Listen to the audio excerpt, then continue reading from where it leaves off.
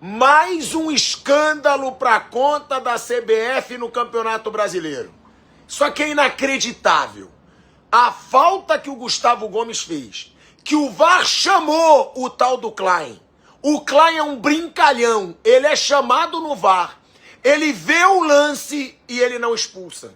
Gente, beira o inacreditável. O futebol brasileiro está entregue. O futebol brasileiro tem que fechar as portas. Não é possível que os clubes vão aceitar que a CBF, esse lixo de entidade, siga comandando o Campeonato Brasileiro depois de tantos escândalos de arbitragem. Os clubes precisam fazer alguma coisa. Os clubes precisam se unir. A arbitragem tem, em cada rodada, alguns erros escandalosos. E o pior, com o uso do VAR. Ou seja, torcedor brasileiro que desconfia de qualquer coisa, ele tem o seu direito. Não tem como tirar a razão do torcedor brasileiro que desconfia de alguma coisa, vendo tanto lance escandaloso com uso de imagem. É absurdo. Isso aqui beira o inacreditável. Para não falarem de clubismo, falei que foi pênalti no jogo do Palmeiras contra o Flamengo, mas hoje eu vou falar de novo, porque não dá pra gente levar na normalidade o nível que tá se chegando a arbitragem brasileira.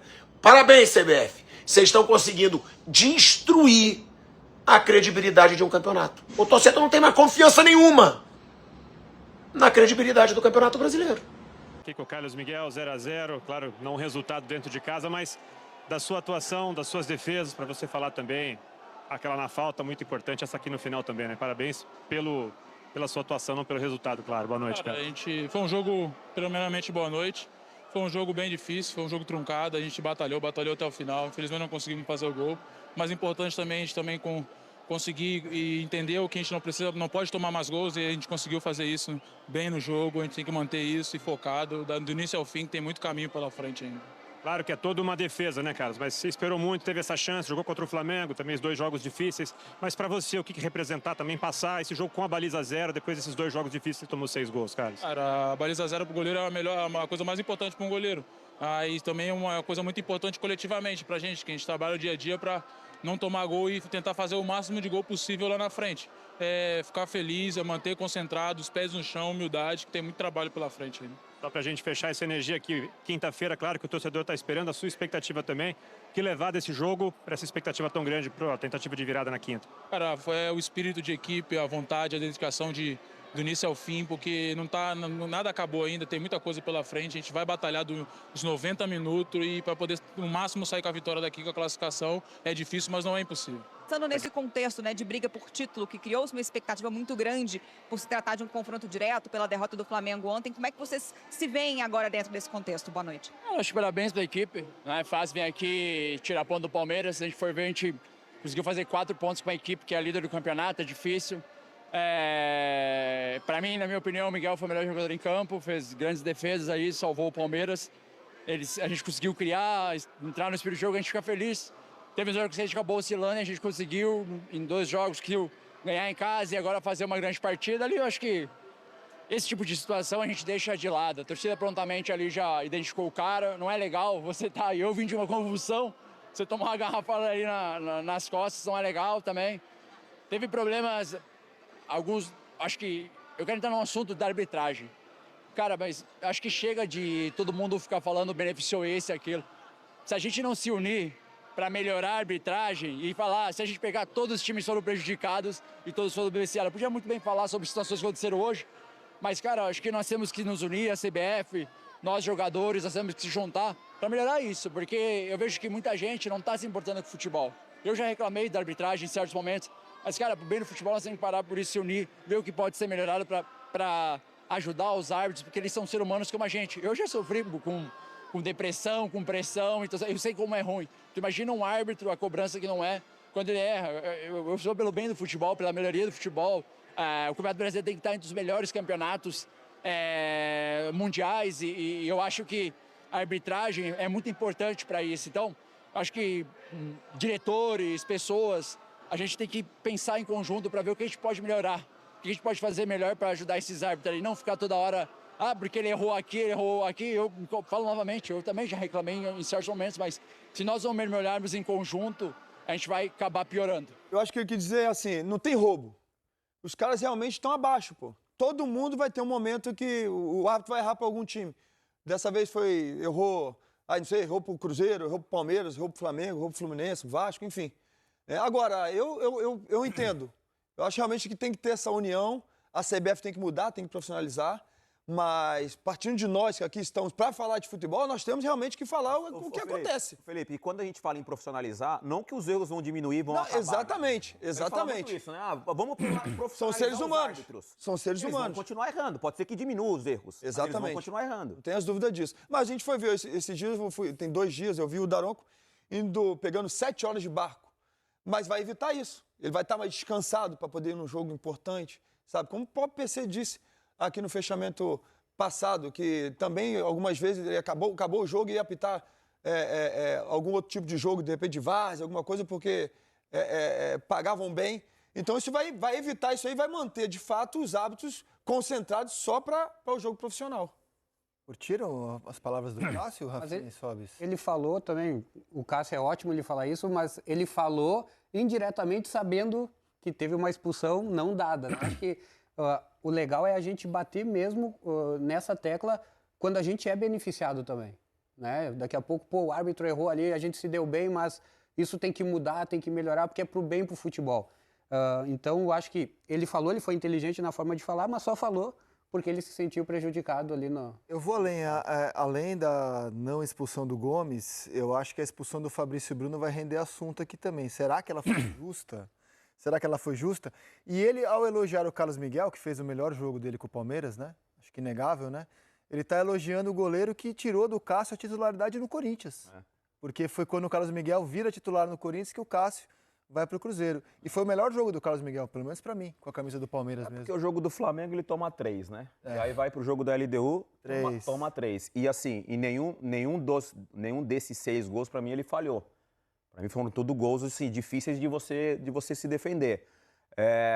Ele faz um jogo seguro agora, ele defendeu pelo menos 2 ou 3 bolas ali que poderia ter dado a vitória pro Cruzeiro. Acho que eu acho que além da nossa histeria habitual com a arbitragem, a coisa não tá legal mesmo.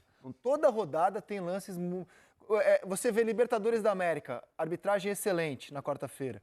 Domingo, Campeonato Brasileiro, problema. É óbvio que a gente está com uma questão na arbitragem, é óbvio. Tem uma questão... o PC vai participar hoje, né, em algum momento. Sempre, né? Vai participar em algum momento. Tem uma questão que eu acho que é importante a gente falar, que é o tal do critério. O que eu acho que mais irrita o torcedor e a gente que trabalha com futebol, falando sobre futebol, é o tal do critério. Então, de um jogo para o outro, a cada 2, 3 dias, a gente vê a atitude do árbitro, ou de todos os árbitros, tendo um comportamento em jogadas parecidas, que ele dá pênalti, que ele expulsa, e no outro jogo, no meio da... igual hoje. A gente vai discutir alguns lances do jogo do Palmeiras contra o Cruzeiro. A gente vai ter, obviamente, algumas opiniões aqui diferentes uma das outras. Você, não me mata de curiosidade, Sim. Quem para você tem motivo para reclamar da arbitragem hoje? Cara, equilibrado. Por quê? A gente pode entrar no assunto já? Ué, fica à vontade. A gente vai falar do gol anulado, né? Que o Sousa faz o gol. Ele chuta a bola, o Cássio tá com a bola pressionada no gramado, ele chuta a bola e faz o gol. A regra diz que quando o goleiro coloca a mão em cima da bola, ele está pressionado, aos olhos da regra, o goleiro já está com a bola dominada, aos seus domínios. Então, foi bem anulado o gol.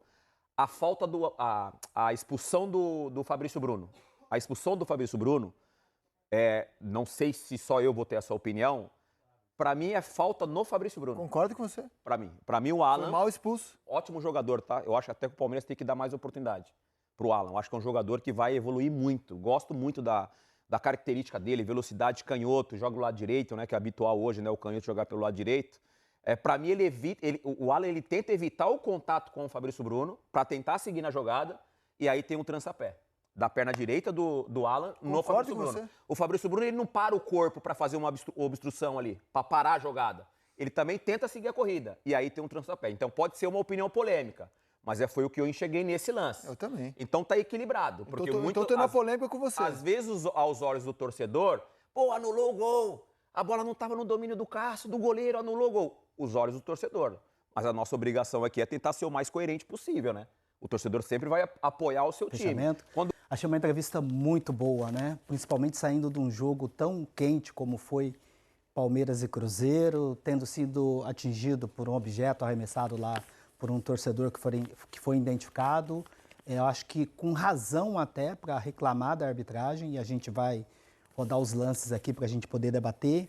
E mesmo assim ele teve uma tranquilidade ali no sentido de fazer um apelo mesmo, né, para que se tenha uma união, um fechamento em prol da melhoria da arbitragem. E acho que vem num momento muito importante, porque no último dia 23 agora, nessa semana, a CBF, através do presidente Samir Chaud, publicou, né, um documento para a criação, determinando a criação de um grupo de trabalho para poder discutir as melhorias para a arbitragem.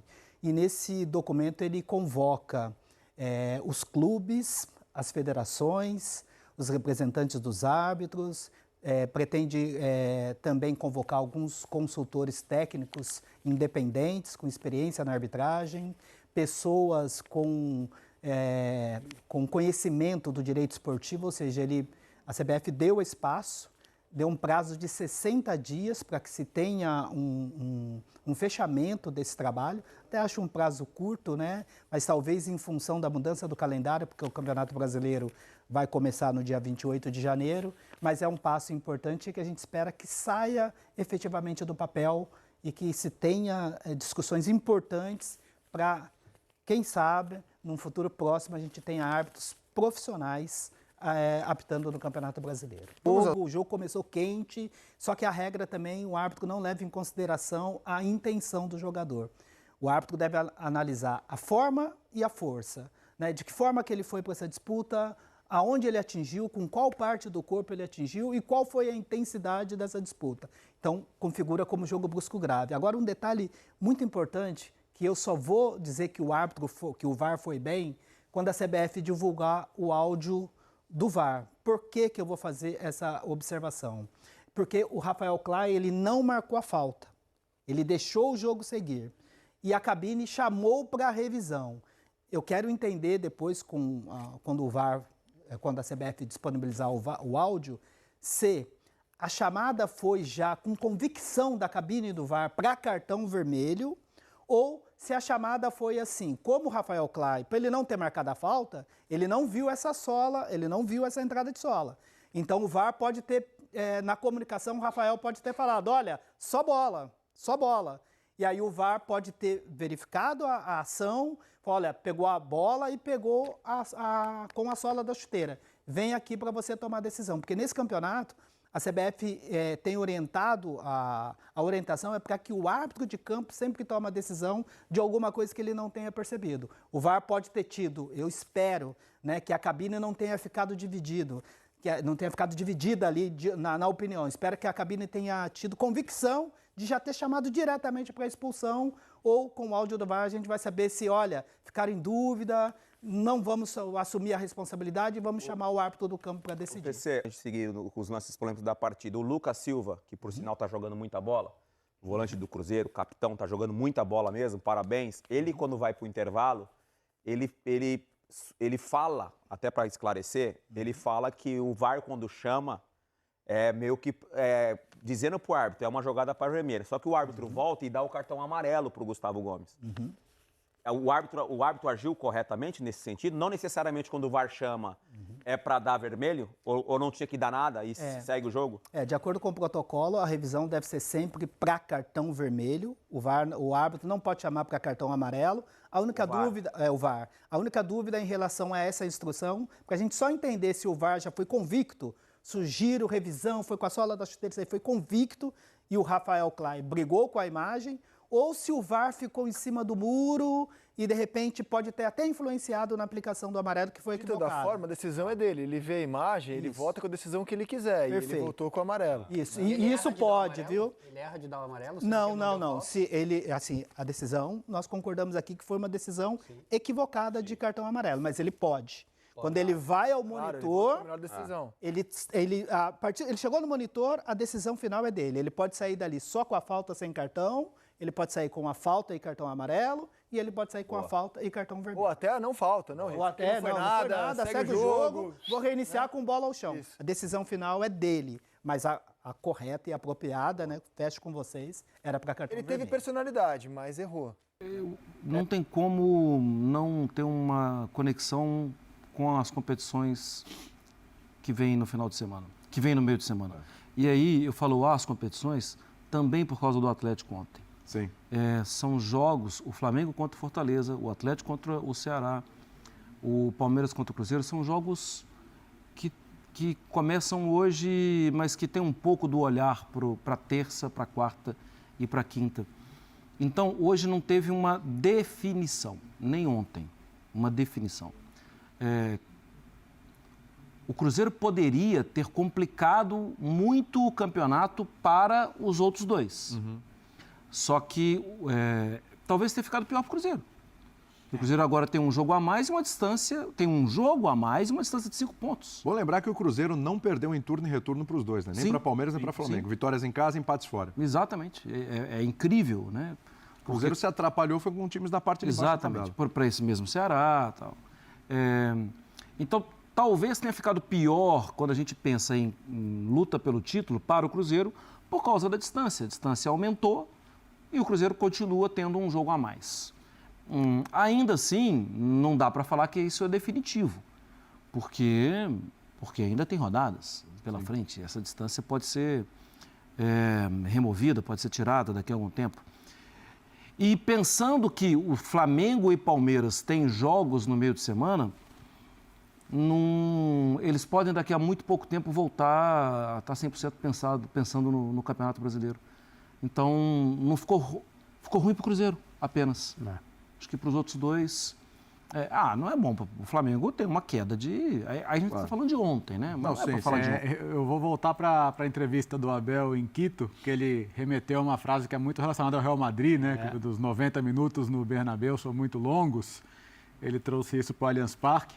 Hoje foram longos mesmo, né? Mas foram longos para assistir, né? Pelo amor de Deus. Gosta de um bom espetáculo de futebol, de fato foi decepcionado. E nem jogadores, nem arbitragem, ninguém contribuiu para que a gente tivesse um grande jogo. Mas, assim, tinha um adversário do outro lado e o Cruzeiro merece todos os méritos, é redundante, mas merece todos os créditos. Estamos falando do terceiro colocado no campeonato. Na minha visão, o trabalho do Leonardo Jardim, ele só perde em relevância no campeonato para o do Rafael Guanais do Mirassol, que, aliás, foi o único dos 6 primeiros colocados a ganhar na rodada. Né? Verdade. É o grande vencedor da rodada, é o Mirassol, né? Que está a 7 pontos do líder, tá? Veja você como são as coisas.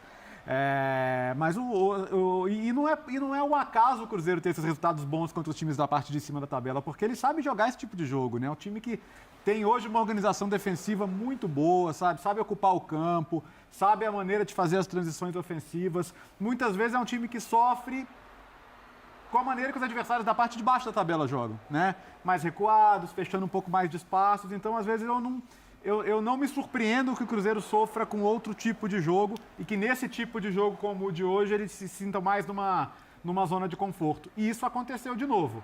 Digo a você, pelo que a gente está vendo ali, pelas defesas do Carlos Miguel, que mesmo tendo perdido um jogador no segundo tempo, o Fabrício Bruno com o segundo amarelo, se tivesse que ser um vencedor, seria o Cruzeiro.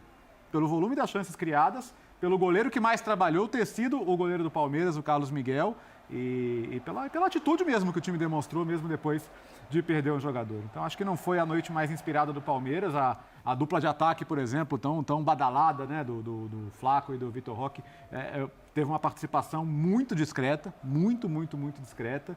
E novamente. Eu não conseguiria assim, traçar um paralelo, porque não me pareceu um caso de cabeça na quinta-feira.